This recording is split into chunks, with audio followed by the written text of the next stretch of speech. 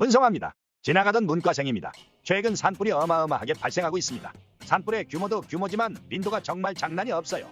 단기간에 31회의 산불이 있었고 그중 영양, 의성, 산청에서 발생한 산불이 대형 산불로 번져 재난이 빚어지고 있습니다. 영상 작업이 늦어지는 사이에 대형 재난으로 발전한 산불은 어느 정도 진압이 된 모양이군요. 정말 다행입니다. 일각에서는 의도적인 방화가 아니냐는 의혹이 제기되고 있는데 의성 산불 발화점에서 라이터가 발견된 탓입니다. 지금 당장 그 고의성 여부를 판가름할 수는 없겠지만 일단 의성 산불에 발단한 사람의 손에서 나온 건 거의 확실해 보입니다.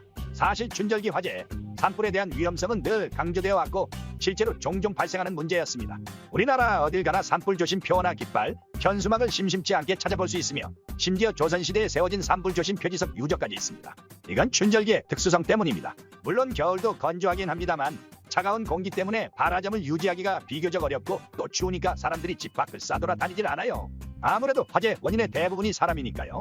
그런데 봄이 되면 따뜻해지는 햇살 때문에 숲의 습기가 빠르게 건조해지는데 여전히 북쪽의 건조한 시베리아 기단에 영향이 미치는 시기라서 온 세상이 매우 건조해지게 됩니다.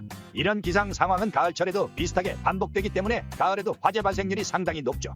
그런데 유독 이번 산불 피해가 좀 큽니다. 왜 그럴까요? 이게 단순히 날 좀 마르고 사람이 실수 좀 했다고 벌어질 일이면 우리가 굳이 충격받을 일도 아닐 텐데 말이죠. 이 산불 사건의 단초가 누군가의 악의적인 테러일지 아닌지는 모르겠습니다만 이게 이 정도로 거대한 재난으로 번진 데에는 분명히 구조적 문제가 끼얹은 휘발유가 있습니다. 우리나라의 산림 녹화 성공은 세계적인 사례입니다. 사실 2차 대전 이래로 이 정도로 산림 재녹화에 성공한 사례는 20세기까지는 대한민국이 유일했다고 봐도 무방합니다. 하지만 우리는 그 녹화 성공에 멈춰선 채로 그것을 관리하고 가꾸는 데에는 너무도 소홀했습니다. 우리나라 산림은 수목 밀도가 매우 높습니다. 같은 면적의 땅에 나무가 너무 많다는 것이죠. 여기에서 나오는 생태적, 경제적 문제는 차치하고서라도 일단 이러면 불이 번지는 것을 막기가 너무너무 어렵습니다. 수령이 오래되어 죽어가는 나무는 어린 나무들보다도 더 건조합니다. 이게 불쏘시개가 되어 작은 불을 산불로 만들어버리곤 합니다. 애초에 너무 빽빽하게 부대끼고 선 나무들은 산불 전파 차단에 좋을 리가 없겠고요. 더 나아가서 산림을 잘 관리하는 해외의 경우 산불 같은 재난 상황을 방지하기 위해 아예 산림을 일정한 규모 단위로 차단하기도 합니다. 숲과 숲 사이에 10m 이상 되는 빈 공간을 인공적으로 조성하는 것이죠. 이건 산불의 전파 경로가 공기 중에 흩날리는 불씨인 경우가 많다는 점에서 착안한 것으로 실제로 산불 예방과 번짐 차단에 탁월한 효과가 있습니다. 이런 차단 시설의 실용성을 더한 경우가 바로 인도라는 것이 되겠습니다. 유사시 산불 확산 차단도 하고 임지 접근성도 높이고 산림을 자원화할 적에 목재나 임산물을 실어 나르는 데에도 쓰고 도랑치고 가재 잡고 누이 좋고 매부 좋고 라면 먹고 밥 말아 먹는 셈이죠. 지금 말씀드린 내용들은 사실 다른 나라에서 일찍이 다 시행해서 성과를 거두고 있는 정책들입니다. 그런데 왜 우리나라는 여태 안 하다가 천년 고찰 날려먹고 마트에 백가구 들어놓은 아따맘마 단비년 마냥 투정이냐고요. 그것은 환경단체 때문입니다. 아니 시골에 뭐 숲이든 강이든 더 잘 활용하고 더 잘 가꾸려고 삽들면 바로 간질환자 개거품 물듯 지랄부터 시작하니까 이건 뭐 답이 없어요. 저도 자연 좋아합니다.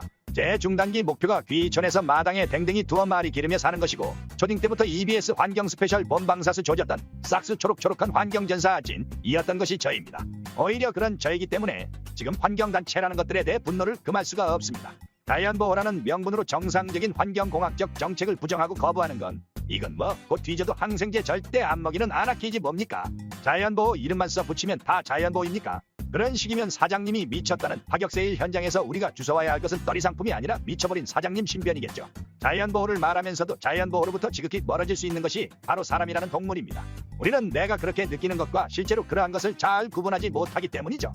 내가 잘못된 신념으로 자연보호를 주장하면 자연을 실제로 사랑하고 실제로 자연을 보호해야 한다는 아젠다를 주장하면서도 자연을 파괴할 수 있습니다.